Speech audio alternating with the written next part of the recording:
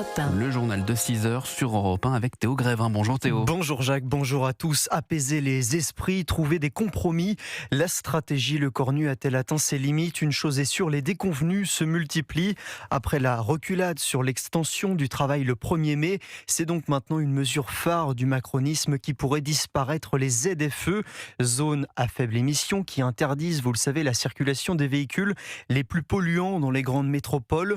Le dispositif a été rejeté hier à l'Assemblée. Un nouveau revers pour l'exécutif Arthur Delaborde. La partie n'est pas encore totalement jouée, mais c'est une nouvelle victoire pour les opposants aux ZFE. Au bout du suspense, l'Assemblée adopte la loi de simplification de la vie économique et son article clé, la suppression des zones à faible émission. Pour 275 contre 225, l'Assemblée nationale a adopté. Adoption grâce au RN, LR, Horizon et le Modem. La gauche, elle, a voté contre et Renaissance s'est abstenue. Pour le gouvernement, c'est un sérieux revers. Son amendement pour sauver les ZFE en laissant la main aux collectivités a été rejeté.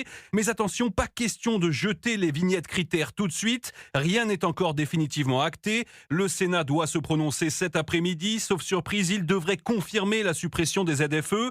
Mais ensuite, direction le Conseil constitutionnel. Et là, le doute persiste. Certains estiment que les sages pourraient censurer la mesure en la considérant comme un cavalier législatif, c'est-à-dire sans lien avec l'objet de la loi, en l'occurrence la simplification de la vie économique. D'autres pensent au contraire qu'elle sera validée. Bref, les ZFE sont fragilisés, mais pas encore totalement enterrés. Merci Arthur Delaborde du service politique d'Europe.